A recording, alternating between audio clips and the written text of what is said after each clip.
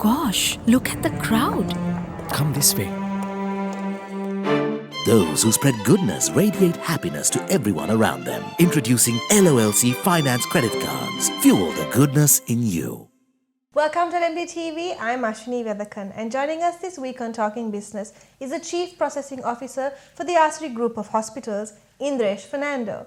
Welcome to the show, Indresh. It's good to have you with us. Thank you so much for asking me. Indresh, could you outline the recent developments in the role of a Chief Process Officer? Firstly, supply chain is itself complicated because it involves multiple stakeholders collaborating in order to achieve a success. What we do is, firstly, we build strong partnerships with our suppliers. Today, especially with COVID-19, supplier is as important as our customer. And by building strong partnerships with your supplier, you can ensure uninterrupted supply coming into the organization. You can minimize disruption to supply, minimize shortages in the market. You will somehow have it because you have a strong partnership. You also need your suppliers to review opportunities where you can bring in savings. For example, you may have a certain product, because I'm coming from a hospital field. It's slightly more complex because most supply is regulated and we have to adhere to strict quality standards because our consumer is a patient. For example, if you take a particular product and there is a certain price, what we do is we talk to our suppliers, look and see whether there's an alternate product, alternate brand available in the market which is used by the same medical teams, and do the necessary research but get it at a way better price. So then what we do is we put all this research that we do into a pool of medical professions who will approve that this product can come in. But what happens? The product comes in at a much better value proposition than what we had. So it improves our margins and drives value or creates value in the organization. Also, supply chain is directly linked with effective inventory management. So we get the support of the suppliers to manage our inventory efficiently, to reduce in building waste. How do you build waste? When you have inventory that doesn't move, that is waste because you have a huge holding cost of keeping inventory that's not moving. Plus, it has a huge adverse impact on your cash flow. Your cash is stuck on inventory, just resting on the shelf. So we talk to our suppliers, we use our partnerships to ensure that we have inventory or supply at the right time, but supply that is constantly moving, right? So all this is great. It's a lovely story, but you have to ensure that this is actually being achieved. So what we do is we establish KPIs and we monitor it, we track it, and we measure it, not manually, but through a system so that there is independence. And when we measure and we see the outcome, and it is the desired outcome in terms of what we want to achieve, then it is communicated and shared with the team plus with the management. So example, if you take inventory, you want to maintain your inventory days at 35 days, then that is your KPI. So we will monthly review to see whether we are meeting 35 or it could be 40, but at least we measure to know where we are. So the next side of it is process improvements. It's actually quite simple. We review a process, whether it's a business process or it's a back-end process, with two objectives in mind. One is, how do we make the process simpler and align it with the customer's expectations? Or in our case, being a hospital, how do we give a better customer experience? Secondly, how do we improve the productivity of our own team, right? When we improve productivity, there's more time in the hands and our team is probably happier. They have more time in their hands to maybe extend better customer service. So when you look at a process, you have to look at it from one end to the other end. and review it. Take a step back, review it with the stakeholders, because you can't do it on your own. You are providing leadership mostly. When you look at it with the stakeholders, you will then see, is there a simpler way of doing this? Can we identify tasks which are really not adding any value? It's just a tedious process, So you eliminate these non-value adding processes or non-value adding tasks, and in most cases, automation is involved. So with this, we are able to bring in a process or bring in some improvements to the process which will help enhance customer experience. So again, like with procurement or supply chain, you have to measure to see whether you are getting what you actually wanted to achieve. Would you say Sri Lanka's human capital is sufficiently trained to fulfill organizational needs in terms of business process management? So like I said, BPM is somewhat what we do. It is all about process improvements. It's a discipline. You look at a process from one end to the other end and look at ways of improving this process. It involves automation at different levels. But I completely endorse it when we do business process improvements in the organization. The challenges we face is the resistance from the human capital, where, to execute a process improvement, the human capital is critical. You cannot do it without, right? But at the same time, the biggest challenge you also face is the resistance. So why is the resistance? Because the training is key, where people feel that this is not a threat to their job, that this is how do they embrace change, because it's good for them, for the organization, for the customer. So that kind of fearless attitude, that kind of positive attitude comes only from skill training, right? Process management and HR skill development or human resource development has to go hand in hand. And for that to happen in an organization, there has to be a structured plan where the two teams or where the two divisions work together, have a focused structured plan so that it becomes a joint operation almost, which helps people overcome or embrace change. Most of the time they're scared that they may not be as good in a new process than what they have been doing, right? So when you look at Sri Lanka, we have found in the last 10 to 15 years, big brands, startup companies, outsourcing part of their operation to a third-party company in another country, right?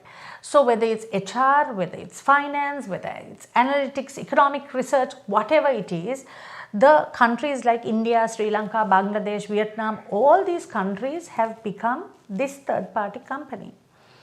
The other day I saw an article which said in the last 10 years, the BPM IT has grown phenomenally, and so much so that it kind of contributes to 12% of the export services in the country, right?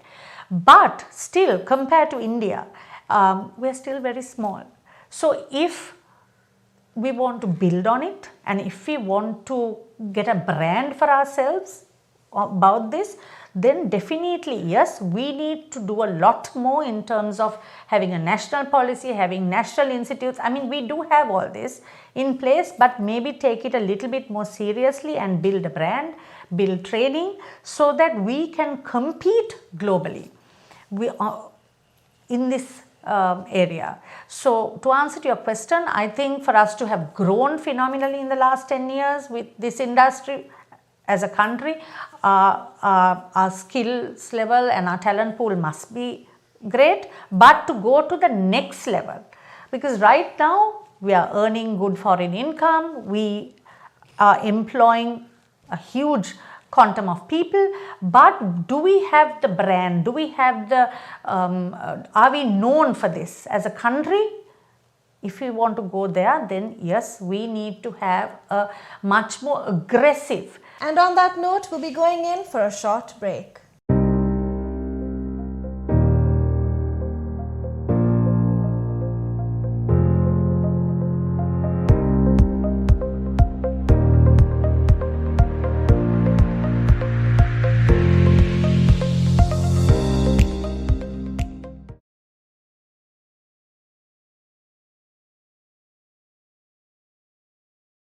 Welcome back to the show as we continue our conversation with the Chief Processing Officer for the Asiri Group of Hospitals, Indresh Fernando. Indresh, in your opinion, what are the top global trends of the global finance sector? I think before the global trends, what is the global outlook? I mean, 2020 was a year that none of us will forget. It impacted every country, every human being in this planet. So the outlook that most are predicting is, kind of a recovery outlook, which is a positive outlook, or a recession outlook, which is a very pessimistic outlook. And these are both linked to common factors. Can we contain COVID-19? Will the vaccination program, have momentum and sustainability? Can we control the commodity prices, inflation, unemployment rate, so on and so forth? Now, having these predictions of these outlooks, what we need to also remember is the Gen Zs are coming into the workplace today. They've already come into the workplace. Gen Zs are the generation born after the millennials. Now, this generation, my kids also belong to them, their digital literacy is phenomenal, unbelievable. Everything is about digital, whether it's a service, whether it's a solution, whether it's how you work, everything is digital.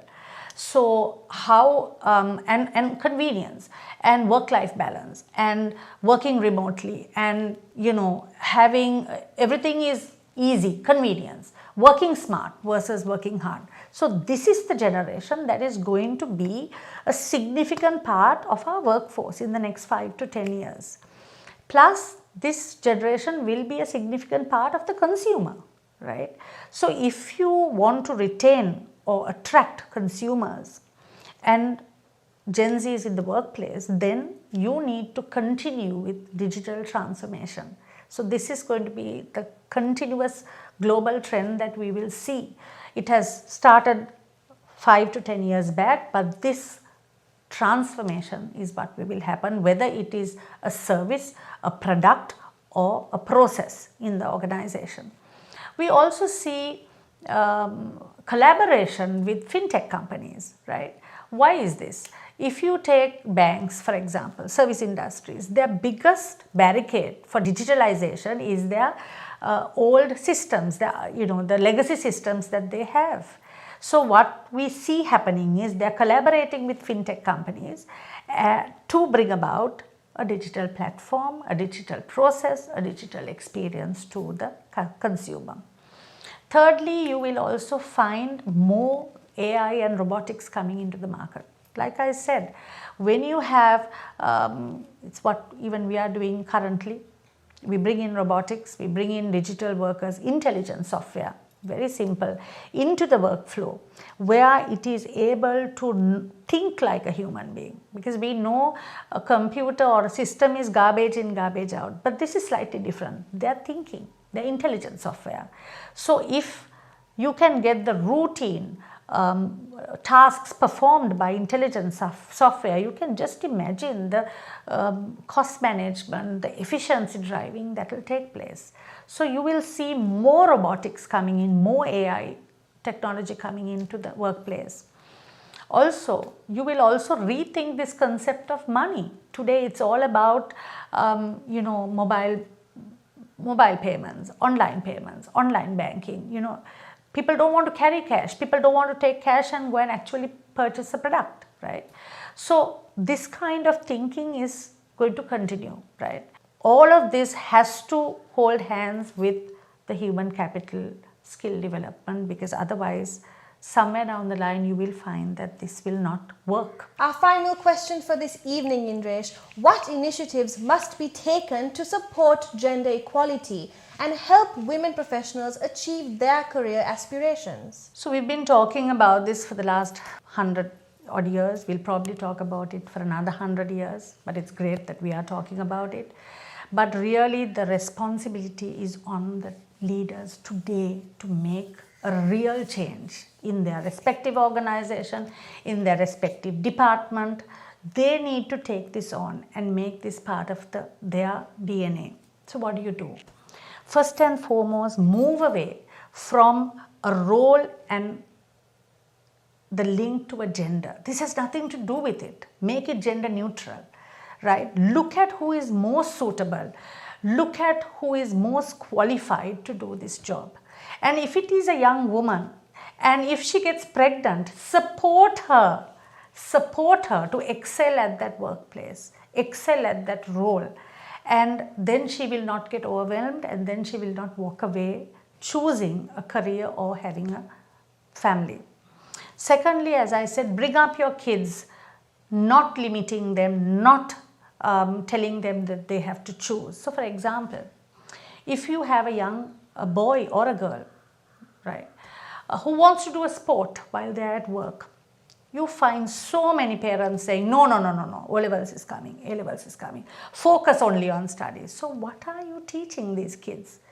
You are teaching them that they can only do one, they can't do multiple things. Let a kid do sports and academics. What happens then? The kid learns how to balance and how to excel. Sometimes you will fail, but how do you pick up and go forward? And that is the same thing that kid will do when they come to the workplace, right? Thirdly, give equal opportunities, give equal pay in your workplace, be transparent. If a woman and a man is doing the same job, creating the same value in your organization, for God's sake, make sure you do the salary adjustments and pay them, and create that as a unique thing in your organization where you are the CEO, whether you're a man or a woman. So you have to walk that walk, right? Have transparency in things like that, so that people will realize and people will know that if they join that organization, there will not be a gap in terms of gender when it comes to the pay. Take zero tolerance on sexual harassment in the workplace, whether it's a man or a woman. Today, we in Sri Lanka have, it's considered a criminal offense, sexual harassment. So use that and bring that into the organization where you send a clear message. It will not be tolerated, right? So you can also, also so many initiatives you can take place. I mean, I was talking to you today. How do you help young mothers? Have flexi hours, have remote. Today we all learn that we can work from home, right? Have that opportunity extended to them, so that have childcare available close by or in the workplace. So many things that you can do to support young mothers so that they don't need to choose being a mother versus advancement in your career. Sometimes you are forced to take 2 steps back and let your career opportunity go because you need to focus on your child. So it's really for the leaders today to make it part of their legacy, that they in their watch or in their time they executed this change. You see, at the end of the day, whether it's a man or a woman, right? Why I'm mentioning this is because I have seen young men who are single fathers struggling to manage the kids and work. So that's why I'm also saying anybody who is skilled, who is good at their job, who has personal issues or who has family issues to manage, as leaders we need to support them to make sure that they excel at both roles. So there is so much that we need to move away from. The traditional thinking is these roles are best done by men and these roles are best done by women. We need to move away from that, and this can happen only through our leaders of today. So whether it's female leaders or male leaders or leaders in the government or leaders in the government sector or leaders in the private sector, it is up to us, or a leader in a team or leader in a department like myself. It's up to us to ensure we give the opportunity to whoever that deserves the best. I don't think any woman will agree that just because you're a woman you need to be given a board seat or you need to be given a job so that you tick the box and say, hey, I have the correct balance. I mean, for me it would be an insult.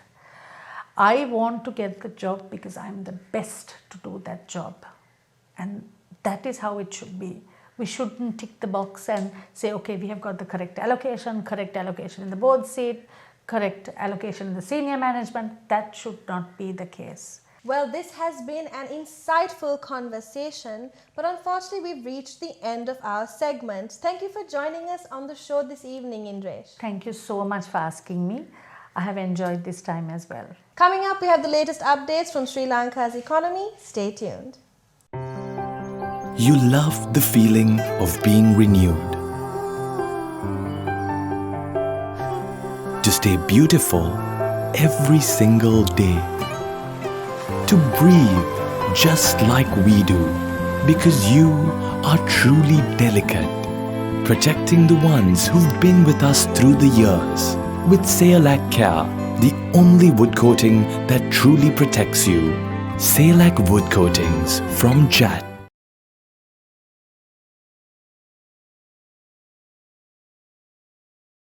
Welcome back to the show, and here's an update on the nation's economy. Sentiment related to the economy waned in July as 59% of respondents to the latest LMD Nielsen IQ Business Confidence Index or BCI survey feel that economic conditions are likely to deteriorate in the next 12 months, up from the 47% recorded in June. In the meantime, 10% of the sample survey expect conditions to improve in the coming 12 months, and another 31% say the economy will stay the same. When it comes to long-term business prospects, 56% compared to 62% in the previous month of those consulted by the pollsters expect sales volumes to increase in the 12 months ahead. On the other hand, the outlook for the short term has improved slightly as 16% of survey participants anticipate an increase in sales over the next 3 months. A slight improvement from 13% of respondents who said so in June. However, the majority, 61%, say that sales will stay the same in the coming 3 months. As for the investment climate in the country, sentiment has improved somewhat as 6% versus the 3% in the previous month describe conditions as good, while 16% say it is fair. But the vast majority of 78% believe that this is not a good time to invest in Sri Lanka. Where employment is concerned, the shares of companies looking to expand their workforce in the next 6 months has increased to 10% compared to none in June. The majority, 84%, down from 89% in the previous month, say they will maintain their staff numbers, while 6% allude to the possibility of retrenchments. And that's all the time we have for you this week. Don't forget to subscribe to our YouTube channel and follow us on Facebook and Twitter. Thank you for watching and stay safe.